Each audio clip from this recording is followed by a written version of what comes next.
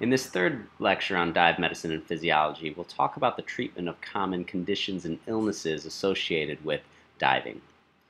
As you recall, we mentioned ruptured tympanic membranes can occur both during descent or ascent. You'll often notice this occurs because the diver will actually feel or hear a pop, will often experience intense nausea, vertigo, and occasionally confusion, or rather disorientation.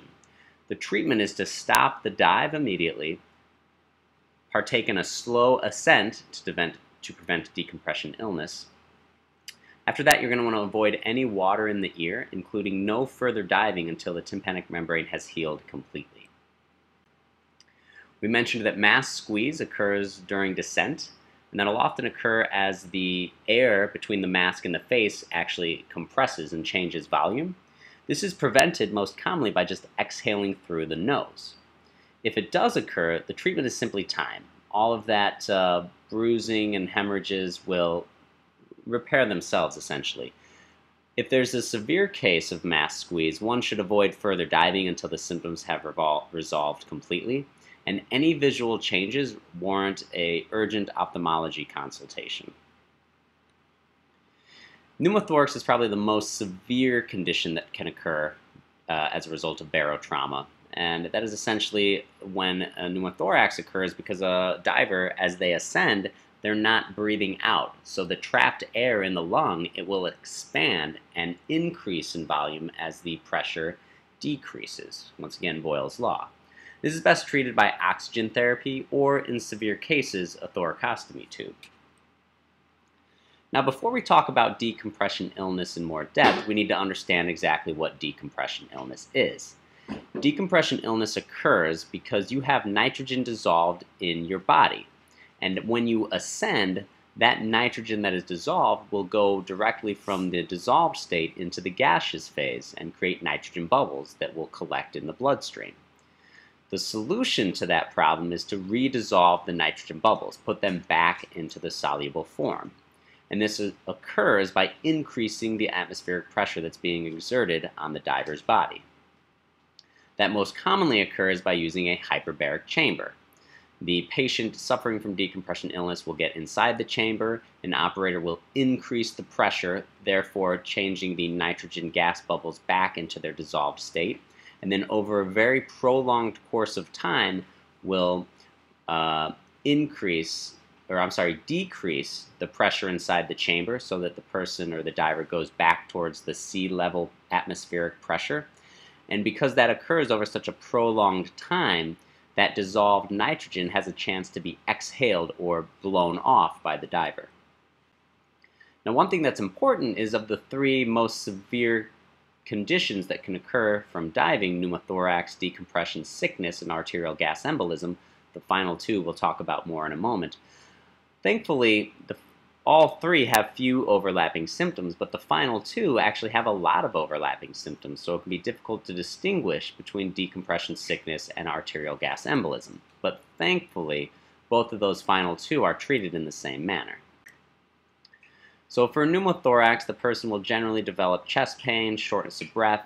If it becomes a tension pneumothorax, they can develop cardiovascular collapse and result in decreased consciousness.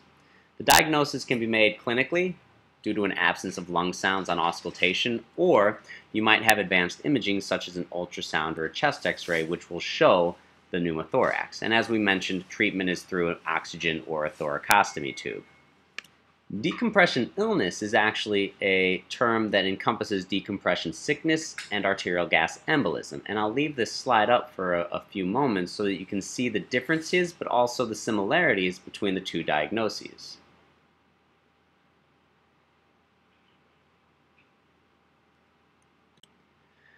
Now, decompression illness is a clinical diagnosis based on the scenario, particularly if someone ascended too quickly or has done multiple dives without a long surface interval.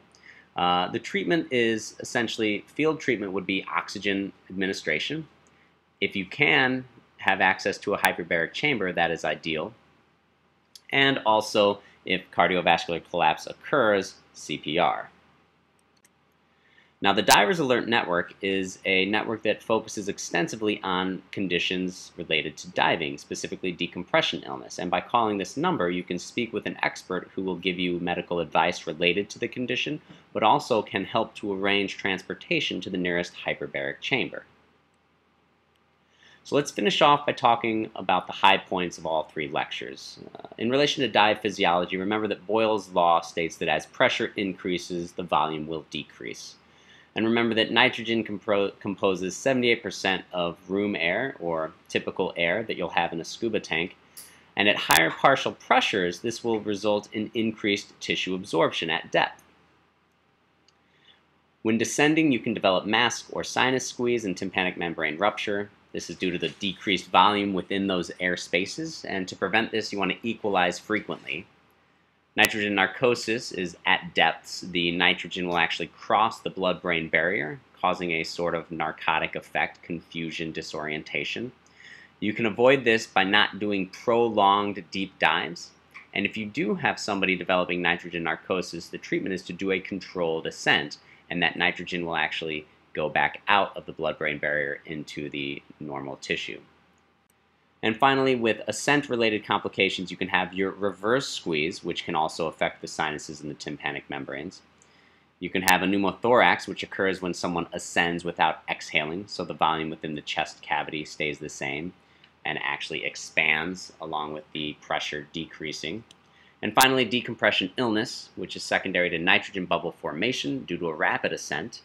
So you'll prevent this by doing a slow ascent, and if it occurs, treating with oxygen and ultimately hyperbaric oxygen therapy.